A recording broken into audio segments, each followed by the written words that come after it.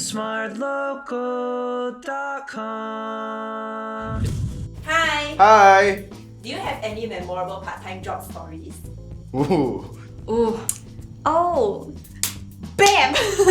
Angry! Okay, so there was this once I had a part-time job at a cafe. I was like the barista lol. And then I even introed my friend, right? So I dragged her along and said, hey, you know, let's like do a uni part-time job. Then my boss, right, is also this youngish dude lah. At first, everything was well. He did pay us on time at first. Slowly along the way, sometimes the payment a bit slow. So it's like, okay lah, never mind, still give chance, right? Then one day, right, we realized that he freaking closed the whole damn cafe, right, over one weekend. My friend, right, who knew I was working there, and then she followed the Facebook page of the cafe, right, she sent me this screenshot and said, hey, your cafe closing down. And I was like, whoa, I did not even know as the employee of the cafe that is freaking closing down. I tried to like email him, I mass text him, mass call him, and mass email him, right? Then he got reply like very sporadically. Then he said, okay, don't worry, your money will come to you. Then after that, like, he just stopped replying altogether. And then I heard someone say he freaking escaped or something lah. He went back to Australia eh. So I cannot even contact him already. How to contact him? Where to contact him? Is it I must fly to Australia, but how to find him? I think it's $200-300. As of now, it might not have seemed much, right? But then, when I was a student, right, $200-300 is the world, you know. Worst job ever. I remember I was 16. Then I heard about this hotel job where I was supposed to be a banquet waiter, and I did not go through any form of training before. So my job was to just fill up nuts on the first day. But then the second day, I had to serve water. So because I scared, so usually I just take two. Water for you, I just give by hand because I don't know how to hold a freaking tray with drinks, and I was like this short. Then the captain was like, hey, hello, take the tray please. Then he put for me, you know. He put 6. I was walking into like the wedding reception, so it was about to start. And then this guy, I remember he was wearing white. He looks very rich. Excuse me, can I have water please? Oh, sure. What would you like? Coke. Sure. 1 Coke. Here you go. Goodbye. Everything dropped onto him, man. The entire 6 glass, there was Sprite, there was Coke, there was orange juice, all dropped onto his shirt, eh. And then I was like, oh, sorry. Then I just don't know what to do. I take the table napkin, the one that they fold until damn nice. I take that one and I wipe his shirt down. Then my captain saw me. The captain came all the way. Oh, sorry sir. Then he pushed me away and told me to go to the back. That was the last time I saw him and the last time I saw my job at that particular hotel, because I had to go home and the next day I was transferred to a different hotel. So my most memorable story was when I was 16. I was working in a retail store. So one day I was just working there, then I was serving this regular, and this tourist came in. Then she kept demanding me to get this shoe for her. So the store is like very messy, so I went to check, and I went to check the system, don't have. So I go back tell her.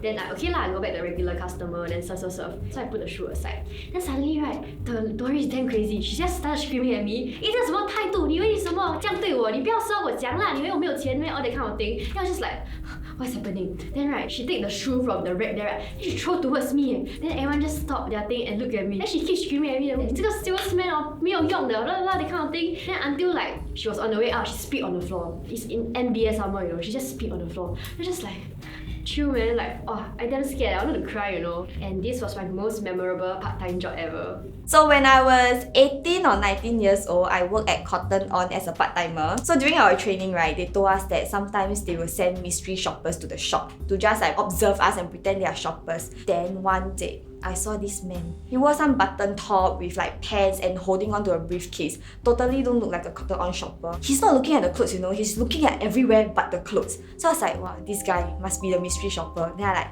okay, I better work damn hard. When I fold my clothes, right, I really like, then I look at him. Then when I hang clothes, I also like, then I look at him. There were like tables filled with t-shirts. It's hollow in between, so you can't see anything. I squat down. I fold the t-shirt. I saw at the end of that table, the mystery shopper was standing there. He held on to his briefcase, looking straight, and then he was jerking off in the middle of Wisma Cotton On shop. That was only my first week or so, you know. Out of all the jobs, I would say there's one that really stands out. There's this very established brand or slash bakery. So when I got the job, I was like really happy because the selection process was very stringent and all. Then I thought like because you're very established, right, you would think that like they have good welfare and stuff like that because everyone looks very happy when you work there. Wow, but no, sia. I was very shocked, okay? So what happened was that they have these 18-hour power shifts, right? And they didn't allow us to eat more than one meal. Out of 18 hours, I only have 1 meal a day, and that is at 4:30 p.m. I'll always remember this time because the boss said, right, that we are not allowed to eat any other times besides 4:30 because that's when there will be the least amount of customers. So if there's customers, we're not allowed to eat. If no customer, then you can eat. But what if there's no customer? Then you cannot eat at all. So I got gastric pains.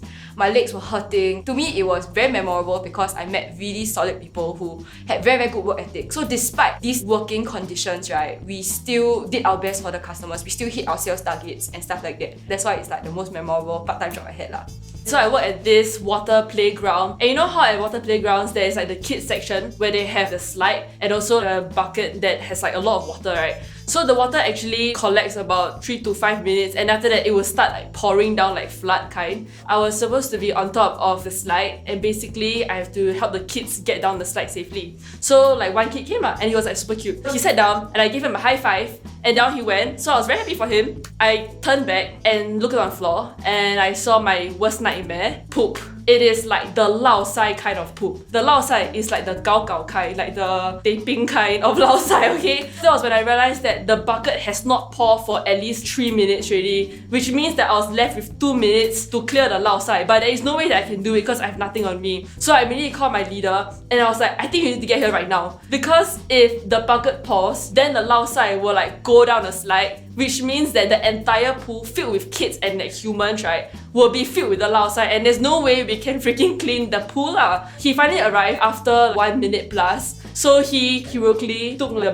plastic bag and then like started scooping all the lao sai very calmly, right? Then I just see the bucket almost done already, like the 45 degree already passed. Then he managed to clear all the lao sai. So in the end, we survived and nobody got lao sai on. But yeah, that was my most memorable part-time job. So it's bonus story, I tell you, okay? I didn't know that I was supposed to serve wine, and I thought it was like grape juice or Ribena. So what happened was that whenever the glass become a bit half only, I pour. How like that day, I remember that day, everybody gave me tip $10, $20, $50 also have.